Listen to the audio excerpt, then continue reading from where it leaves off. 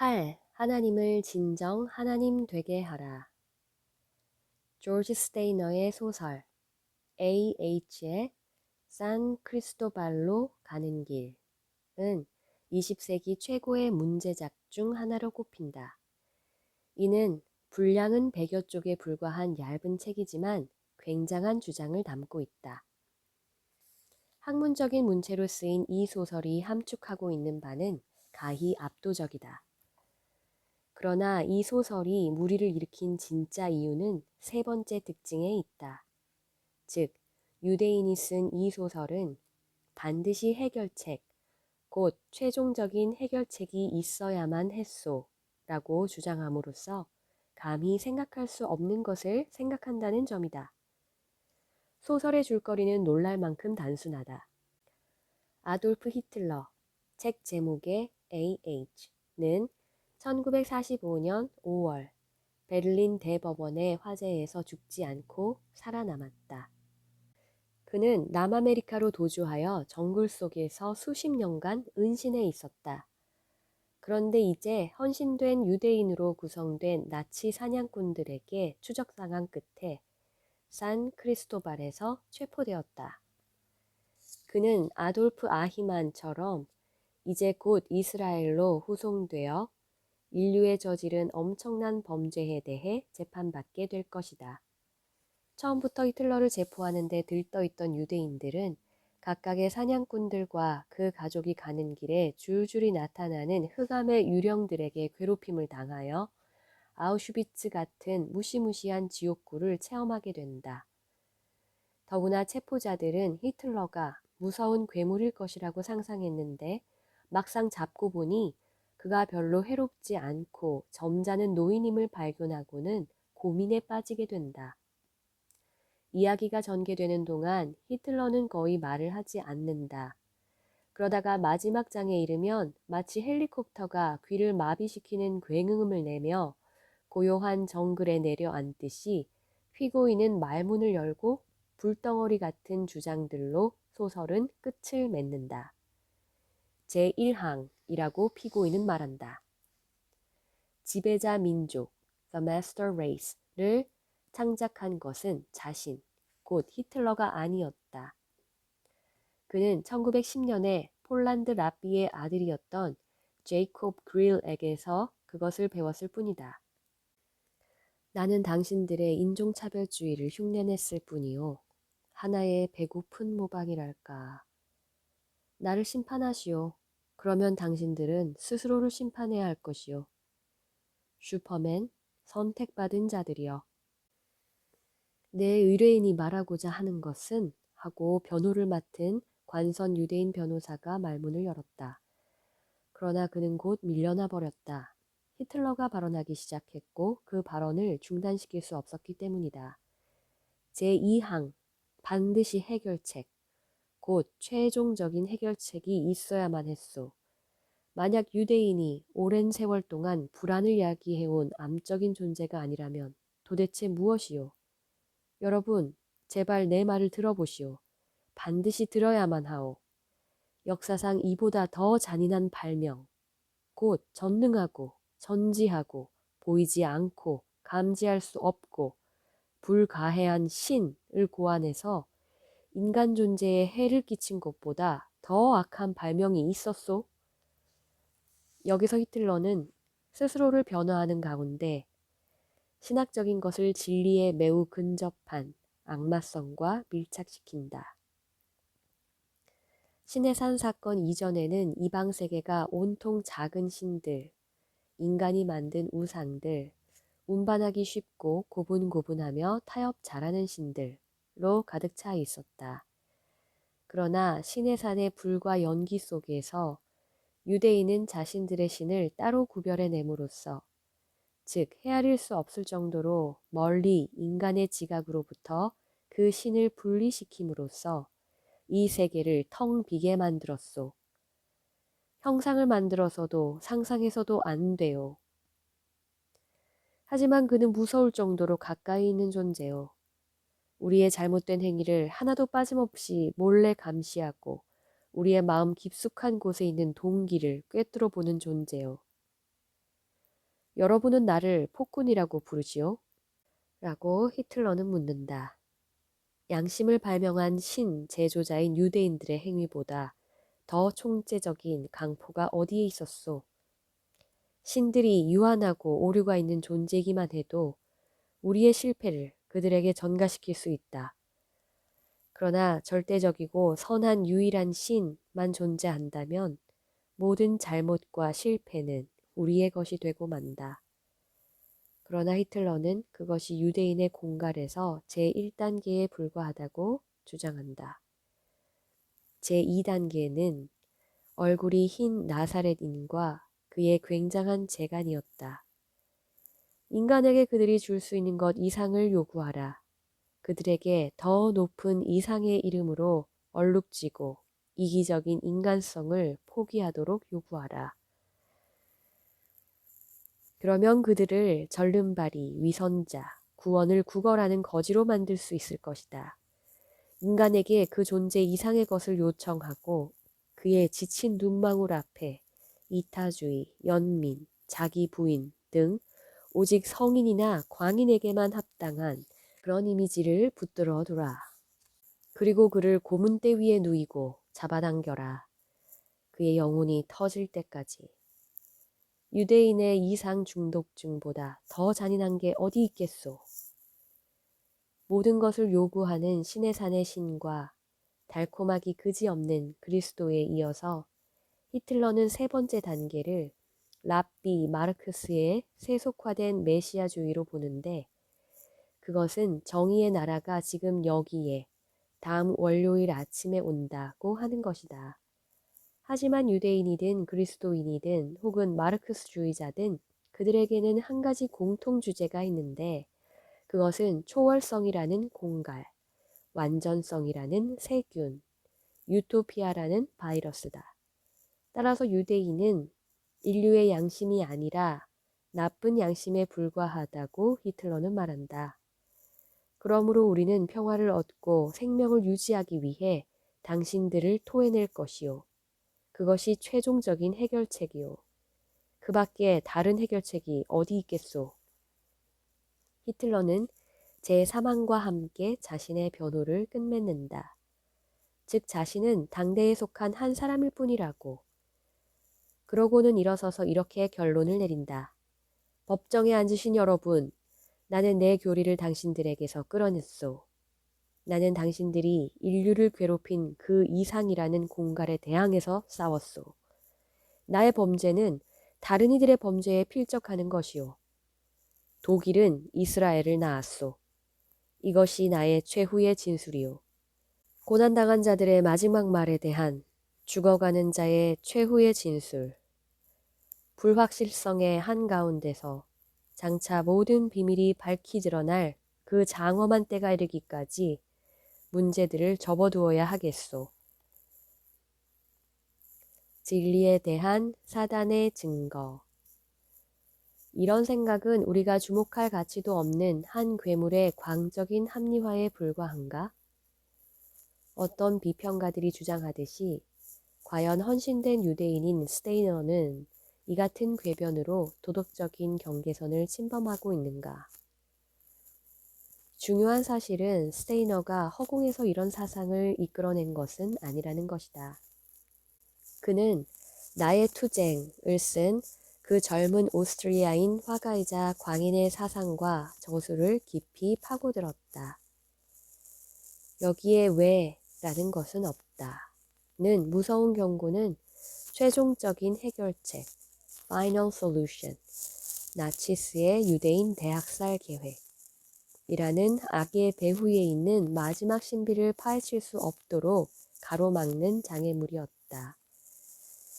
그러나 스테이너는 계속해서 밀어붙였다. 그는 나치주의가 지닌 더욱 명백한 세력, 역사적, 경제적, 사회적, 심리적의 저변에 깔려있는 더욱 본질적인 신학적 악을 간파했던 것이다. 히틀러 혹은 스테이너의 결론은 도덕적으로는 잘못되었을지 모르나 다른 수많은 기독교적인 진술보다 소명의 진리에 훨씬 더 가깝다. 따라서 우리는 그것을 진리에 대한 사단의 증거라고 볼 수 있고 소명에 대한 모든 부적합한 견해에 대한 도전으로 볼 수 있다. 당신은 이렇게 반문할지 모른다. 소명이라고? 왜 소명 운운하지? 스테이너의 이야기에는 소명이란 말이 언급되지도 않는데 글쎄 언약이나 하나님의 성품이라면 몰라도 십계명은 확실히 납득할 수 있지. 그런데 왜 소명을 운운하는 거지? 그러나 스테이너의 소설이나 출애굽기에서 그 단어를 사용하고 있는지의 여부를 넘어서 시내산 이야기의 핵심에는 소명이 절대적인 위치를 차지하고 있다. 그 이야기에서 부르심을 간단하게 사용하고 있는 것은 분명하다. 한편으로 주님은 모세를 부르셨다. 모세는 떨기나무에 불이 붙었으나 타지 않는 것을 보고 멈춰섰다. 여호와께서 그가 보려고 돌이켜 오는 것을 보신지라. 하나님이 떨기나무 가운데서 그를 불러 가라사대 모세야 모세야 하시매. 출애굽기 3장 4절. 다른 한편으로는 구약 성경이 반복해서 말하듯이 주님은 모세를 통하여 이스라엘 백성 전체를 부르셨다. 예를 들면 호세아 선지자는 선지자들이 저희를 부를수록 저희가 점점 더 멀리한다. 호세아 11장 2절는 하나님의 한탄을 전달하고 있다. 그런데 이러한 슬픔은 애초에 하나님의 부르심이 있었기에 생겨나는 것이다. 이스라엘의 어렸을 때에 내가 사랑하여 내 아들을 애굽에서 불러내었거늘. 호세아 11장 1절.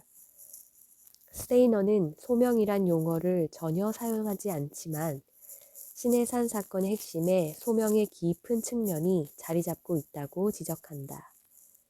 도대체 시내산에서 나타난 하나님의 계시가 얼마나 새로운 것이기에 그로 인해 모든 카테고리와 우상들이 박살나 버리는가.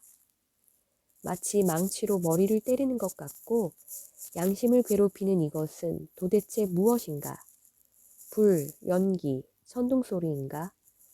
이런 것들은 핵폭탄이 터진 것과 같이 드러난 진리, 즉 나는 스스로 있는 자이다. I am who I am 라는 진리에 비하면 그저 변두리에서 불꽃놀이를 하는 것에 불과하다.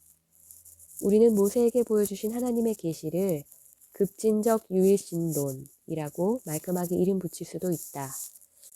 우리는 그것을 세계 사상사에서 유일무이한 것이라고 통찰력 있게 말할 수도 있다.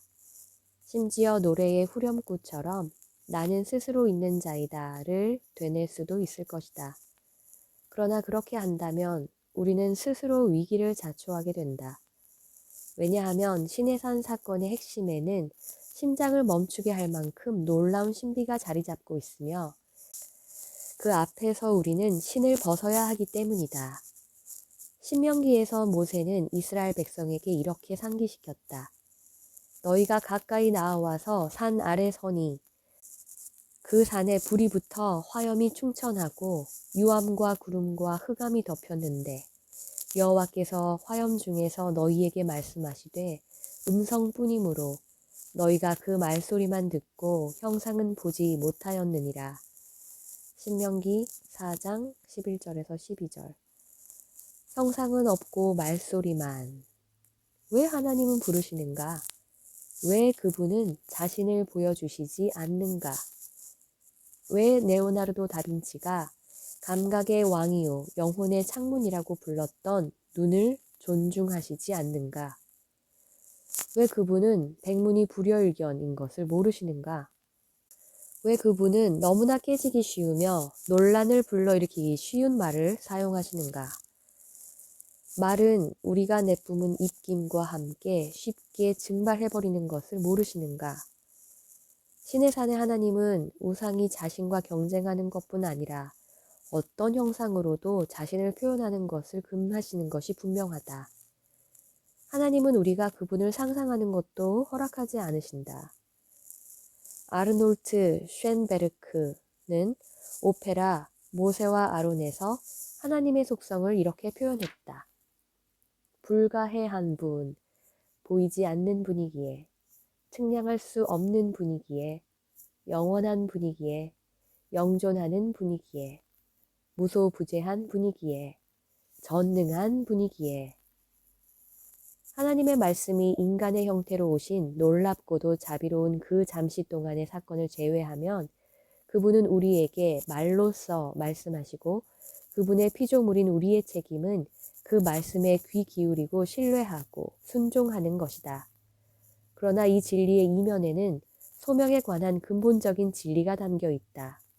말이야말로 하나님이 우리에게 자신을 계시하시는 가장 깊고도 완전한 표현인데 그분이 우리를 부르신 것이 그 시초이다. 따라서 그분이 부르실 때 귀 기울이고 그분을 신뢰하며 순종하면 우리는 그분의 위엄과 존귀를 인정하며 하나님을 진정 하나님 되게 하는 것이다. 하나님의 1차적인 부르심, 곧 그분이 우리에게 말씀하실 때에는 항상 두 가지 차원이 있다.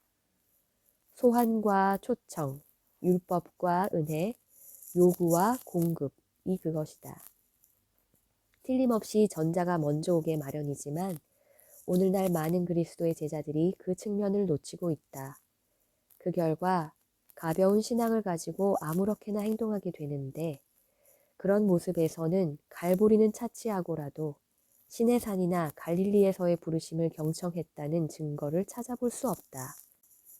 예수님의 시대 이전에는 하나님이 사람들을 부르실 때 그들은 두려움에 엎드러져서 얼굴을 땅에 대고 응답했다. 선지자 에스겔은 그분이 부르실 때 내가 보고 곧 엎드리어 그 말씀하시는 자의 음성을 들었다. 에스겔 1장 28절 고 말한다. 하나님을 대면하는 자는 그 거룩한 분을 피해 눈을 가려야 하지만 귀마저 막을 수는 없다. 복음의 경이로움은 바로 시내산과 갈릴리 사이에 있는 큰 간격에 있다. 하지만 이 둘을 결별시키지 않은 조지 스테이너의 입장이 옳다. 이와 동일한 소환이 예수님의 확고하면서도 부드러운 말씀 속에서 크고 명료하게 울리고 있다.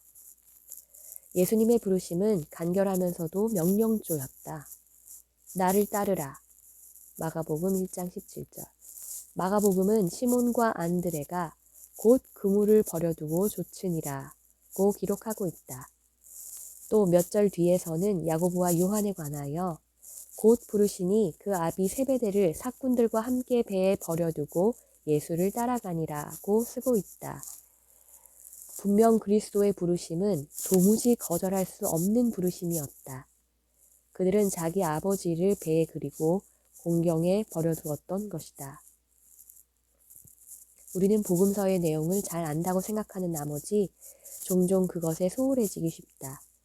디트리히 보네퍼가 주장했듯이 제자의 반응은 예수님에 대한 신앙 고백이 아니라 순종의 행위다.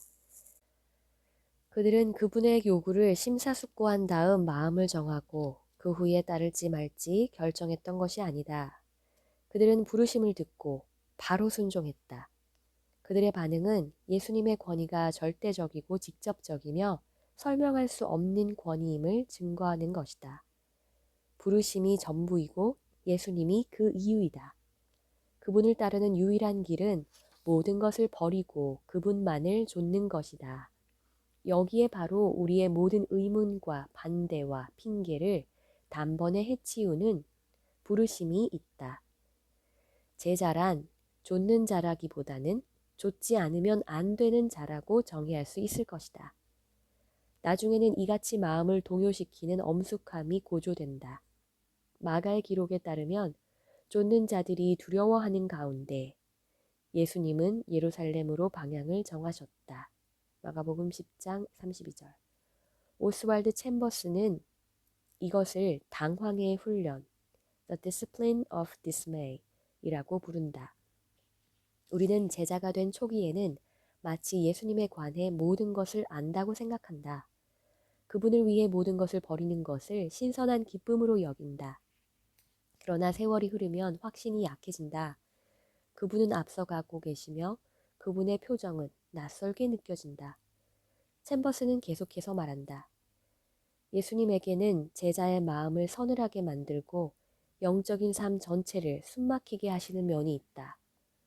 얼굴이 단단하게 굳어버린 이 낯선 존재와 그의 단호한 결단력이 나를 질리게 한다. 그는 더 이상 위로자나 친구가 아니다. 그분은 내가 지금까지 전혀 알지 못했던 모습으로 다가와 나는 그분에게 너무 놀란다. 처음에는 그분을 잘 안다고 자신만만했지만 이제는 그런 확신이 사라졌다. 나는 이제 예수 그리스도와 나 사이에 거리가 있음을 깨닫기 시작한다. 나는 더 이상 그분과 친밀한 관계가 아닌 것이다. 그는 나보다 앞서 계시고 결코 방향을 바꾸지 않으신다. 그분이 어디로 가시는지 전혀 알 수 없으며 목표점은 이상할 정도로 멀어져 버렸다.